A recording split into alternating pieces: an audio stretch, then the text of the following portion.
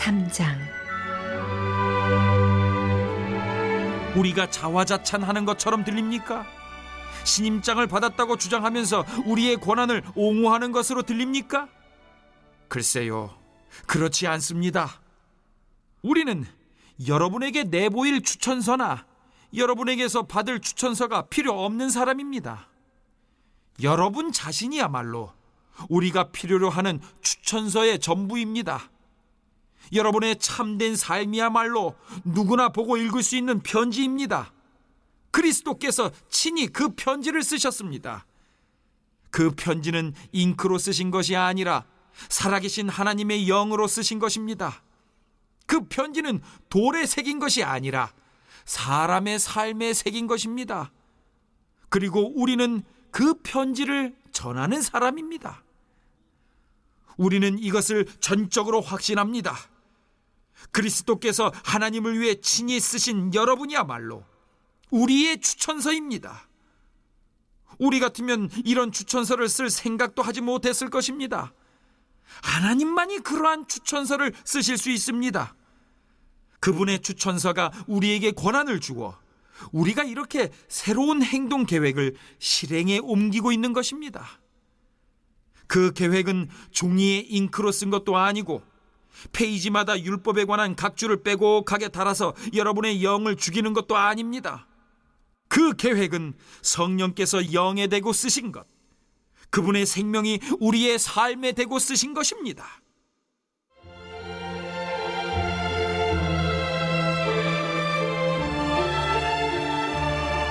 성령에 의한 의의 통치. 죽음의 통치, 돌판에 새긴 죽음의 헌법인 율법은 멋지게 시작했습니다. 모세가 율법을 새긴 그 돌판을 전달할 때 곧 사라지기는 했지만 그의 얼굴은 대낮같이 빛났습니다. 이스라엘 백성은 태양을 응시할 수 없는 것처럼 그의 얼굴을 똑바로 쳐다보지 못했습니다. 그렇다면 살아계신 영의 통치는 얼마나 더 눈부시겠습니까? 율법에 의해 이루어진 정죄의 통치가 인상적이었다면 성령에 의해 이루어지는 의의 통치는 얼마나 더 인상적이겠습니까? 옛 통치가 눈부셨다고 하지만 그것은 이 새 통치와 나란히 서면 완전히 희미해 보일 것입니다. 잠시 있다가 사라지고 말 제도가 깊은 인상을 주었다면 영원토록 다스릴 이 밝게 빛나는 통치는 얼마나 더한 인상을 주겠습니까? 우리를 감격스럽게 하는 그 소망이 있기에 그 어떤 것도 우리에게 방해가 되지 않습니다. 모세와 달리 우리는 숨길 것이 전혀 없습니다. 모든 것이 우리와 함께 환히 드러나 있습니다. 모세는 자기 얼굴에 나타난 영광이 사라져가는 것을 이스라엘 자손이 알아채지 못하게 하려고 수건을 썼습니다. 그래서 그들은 알아채지 못했습니다. 그들은 그때에도 알아채지 못했지만 지금도 알아채지 못하고 있습니다. 그 수건 뒤에 아무것도 남아있지 않다는 것을 전혀 알아채지 못하고 있습니다. 오늘날에도 그들은 그 낡고 힘없는 통치의 선포를 소리내어 읽고 있지만 그것을 꿰뚫어 보지는 못합니다. 오직 그리스도만이 수건을 벗기셔서 그 뒤에 아무것도 없다는 것을 그들로 직접 보게 하실 수 있습니다. 그러나 그들이 모세처럼 돌아서서 하나님을 마주하면 하나님께서 그 수건을 벗겨주십니다. 그러면 거기서 하나님과 서로 얼굴을 마주 보게 됩니다. 그 순간 그들은 하나님이 율법을 새긴 한 조각 돌판이 아니라 살아계셔서 인격적으로 임재하시는 분이라는 것을 깨닫게 됩니다. 살아계신 영이신 하나님께서 임하시면 우리를 옥죄던 저 낡은 법조문이 쓸모없다는 것을 깨닫게 됩니다. 우리는 그 법조문에서 풀려난 사람들입니다. 우리 모두가 그러합니다. 우리와 하나님 사이를 가로막는 것은 아무것도 없습니다. 우리의 얼굴은 그분의 얼굴빛으로 환히 빛나고 있습니다. 하나님께서 우리 삶에 들어오시고 우리가 그분을 닮아갈 때 우리는 메시아를 꼭 닮은 형상으로 변화되고 우리 삶은 점점 더 밝아져서 보다 아름다워질 것입니다. 바울은 두 개의 수사 질문으로 시작합니다. 둘 다 부정적인 대답을 기대하는 질문이죠. 첫째, 다시 자천하기를 시작하겠느냐고 묻습니다.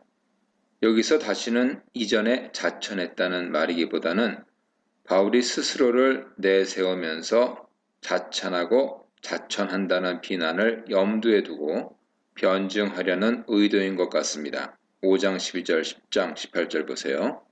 둘째, 어떤 사람들처럼 추천서를 너희에게 붙이거나 혹은 너희에게서 받거나 할 필요가 있느냐고 묻습니다. 당시의 추천 문화는 사회의 혈맥과도 같았습니다. 교회 간에도 추천은 중요했죠. 바울도 추천을 사역수단으로 사용했습니다. 바울은 고린도 교회 존재 자체가 자신을 보증하는 추천장이라고 주장합니다. 그들이 바울을 통해서 예수 믿게 된 사실이 자신의 사도됨을 보증한다는 것이죠. 고린도 교회를 개척한 이는 바울입니다. 그 후에 도착한 사람들이 바울에게 추천장이 없음을 지적하면서 바울의 진정성을 의심하게 만들었습니다. 이에 대해 너희가 예수를 믿고 있는 사실 자체가 하나님께서 나를 통해 일하신다는 증거 아니냐고 말하고 있는 것입니다. 그 이외의 구구한 추천서 같은 것은 필요 없습니다. 왜 그렇습니까? 이 편지가 모세 십계명처럼 돌에 쓰인 것이 아니라 살아계신 하나님의 영으로 마음에 쓰인 까닭입니다. 4절 6절입니다. 3절 하반절에서 바울은 먹으로 쓴 추천서를 요구하는 이들의 태도를 돌에 새겨진 옛 언약에 머무르는 유대인들의 태도와 연결시키고 있습니다. 여기서 바울이 구약 전체를 폄하한다고 보면 곤란합니다. 왜냐하면 마음판에 새기시는 언약이라는 개념 자체가 구약에서 나오고 있기 때문입니다. 예레미야 31장 31절, 에스겔 11장 19절 보세요. 바울의 위대한 점은 개인적인 변호가 절실한 대목에서 자신의 좁은 입지를 복음과 사역의 본질을 드러내는 계기로 삼는다는 것입니다. 자신의 진정성을 믿어달라고 읍소하는 것이 아니라 그리스도 사역 전체에 대한 설명과 변증을 시도함으로써 청중의 시각 변화를 도모하고 있는 것이죠. 고린도 교인들이 바울의 추천서, 즉 그리스도의 편지가 되어야 하는 것은 하나님께서 그들에게 성령을 주시고 생명의 말씀을 마음에 새기셨기 때문입니다. 바울은 이 사건을 돌판에 직접 십계명을 새기신 하나님의 행동과 비교해서 설명합니다. 이 같은 확신이 있으니 하는 것은 자신에게 추천장을 필요치 않는다 하는 사실을 바울이 확신한다는 뜻입니다. 그의 사역은 그리스도로 말미암아 가능하게 된 것이고 사역이 이루어지는 것은 하나님 앞입니다. 원어로는 문자는 죽이는 것이요 영은 살리는 것이다. 6절에 되어 있는 표현을 개역개정에서는 율법 조문은 죽이는 것이요 라고 의역하고 있습니다. 추천서와 율법을 함께 내포한다는 면에서 율법 조문보다는 문자로 번역하는 것이 더 좋아 보입니다. 새언약은 구약의 모세 율법처럼 기록된 문서에 의해서 맺어지지 않고 성령에 의해 맺어집니다. 기록된 글로 맺어진 언약은 죽음으로 귀결되고 말았지만 성령에 의해서 맺어지는 새 언약은 생명으로 귀결됩니다. 크리소스톰은 이를 이렇게 설명하고 있습니다. 율법은 살인자를 만날 때 그를 죽인다. 그러나 은혜는 살인자를 만날 때 그에게 소망과 생명을 준다. 추천서로 적용해보면 문자로 된 추천서를 받아온 사람이 사리사욕을 쫓고 거짓 복음을 전하면 어떻게 하겠습니까? 오늘날에도 그 자체로는 유창한 설교라도 거기에 하나님의 영의 감동이 없다면 생명을 살리지 못할 것입니다. 문자가 필요하지만 문자만으로는 안 됩니다. 하나님의 영만이 생명을 주실 수 있습니다. 7절 11절입니다. 문자는 죽인다는 표현을 따라가다 보면 바울이 율법 조문을 부정적으로만 본다는 결론에 이를 수 있습니다. 그러나 바울은 율법은 거룩하고 계명도 거룩하고 의로우며 선하도다 라고 합니다. 바울은 율법의 영광을 부인하지 않습니다. 그렇지만 그것은 사라져가는 영광일 뿐이죠. 모세의 얼굴의 광채가 율법의 영광을 설명해주는 좋은 유비를 제공합니다. 죄인인 인간이 멸망할 수밖에 없는 존재라는 것을 밝힌다는 점에서 율법의 사역, 정죄의 직분은 필요합니다. 그러나 그것으로는 부족하죠. 의의 사역이 필요한데 이것은 영의 사역입니다. 영에는 살리는 능력이 있습니다. 예수를 죽은 자 가운데서 살리신 이의 영이 너희 안에 거하시면 그리스도 예수를 죽은 자 가운데서 살리신 이가 너희 안에 거하시는 그의 영으로 말미암아 너희 죽을 몸도 살리시리라 하는 로마서 8장 11절 말씀처럼 이 영은 그리스도를 부활시키신 생명의 영이며 우리도 살릴 능력의 영입니다. 이제 사도 일행이 맡아 수행하고 있는 영의 직분은 더 큰 영광으로서 이 새 언약의 영광이 나타나자 옛 언약인 모세 언약의 영광은 빛을 잃고 말았습니다. 사라질 모세의 직분의 영광이 이렇게 컸다면 영원히 있을 영의 직분의 영광은 얼마나 크겠습니까? 고린도 교인들이 바울을 오해하고 바울 사역을 폄하하는 것은 이 새 언약의 사역의 영광을 제대로 알지 못하기 때문입니다. 12, 15절입니다. 이 같은 소망은 11절에 쇠하지 않는 영광에 대한 소망입니다. 이 소망 때문에 사도는 담대하게 말할 수 있습니다. 그동안 13절은 광채가 사라져가는 것을 숨기려고 베일을 썼다는 말로 이해되어 왔습니다. 그러나 이 구절의 강조점은 주목하지 아테니조 못하게 하려고 있습니다. 아테니조는 시선을 고정시키다라는 의미의 강렬한 단어죠. 하나님과 모세의 관계나 하나님이 하시는 일이 아닌 모세의 얼굴의 광채 자체가 이목을 끌고 관심의 대상이 되는 것을 막으려고 베일을 썼다 하는 말로 보는 것이 좋습니다. 바울 사도는 길이 있을 영광을 선포하므로 모세가 수건을 쓴 것처럼 하지 않았습니다. 그런데 문제는 이스라엘 백성의 완고함이죠. 이 완고함 때문에 수건이 벗겨지지 않은 채로 유지되고 있어서 모세의 글을 읽을 때 수건이 그들의 마음을 덮어 모세의 영광이 사라졌음을 깨닫지 못하게 합니다. 그리하여 이스라엘 백성은 사라진 영광을 추구하느라 새 언약의 영광을 보지 못하고 있는 셈이죠.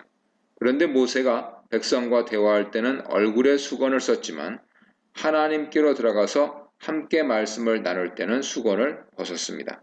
이와 같이 유대인들도 그리스도를 받아들이고 주께로 돌아가면 이 수건이 벗겨집니다. 그러면 사람들은 모세의 영광이 사라진 것을 알 것이고 그 대신 바울 사도 일행이 전하는 새 언약의 영광을 분명히 볼 것입니다. 16, 18절입니다. 회당에서 구약을 읽고 있는 사람들, 문자에 매인 사람들을 세차게 몰아친 다음에 바울은 그러나 언제든지 라고 말함으로써 진리에 이를 가능성을 열어놓고 있습니다. 주께로 돌아가면 그 수건이 벗겨지리라 하는 표현 역시 자잔적 고백이 근저에 있는 것으로 읽어야 됩니다. 바울은 로마서에서 그들이 하나님께 열심히 있으나 올바른 지식을 따른 것이 아니니라. 하나님의 의를 모르고 자기의 의를 세우려고 힘써 하나님의 의에 복종하지 아니하였느니라 라고 말합니다. 이를 바울의 다메섹 체험과 관련해서 읽을 때 그가 주님을 만나고 즉각적인 개안의 경험을 했다는 것. 바울이 지금까지 알고 있던 구약의 지식을 그리스도의 빛 아래서 해석할 수 있는 안목을 갖게 되었다는 것을 말해줍니다. 바울은 그런 깨달음이 누구에게나 가능하다고 확신하며 독자들을 초청합니다. 주께로 돌아가면 자유를 얻게 될 것입니다. 주님이 자유로운 분이고 자유를 주시는 분이기 때문입니다. 주님을 알게 될 뿐 아니라 주님을 닮아가는 영광도 누리게 될 것입니다. 18절에 변화하여 하는 것은 현재 분사로 그 변화가 이미 시작되어 진행되고 있음을 말해줍니다. 이 문단에서는 성도와 예수님의 추천서를 받은 일꾼, 새 언약의 일꾼, 자유의 일꾼에 대해 묵상해 보시기 바랍니다.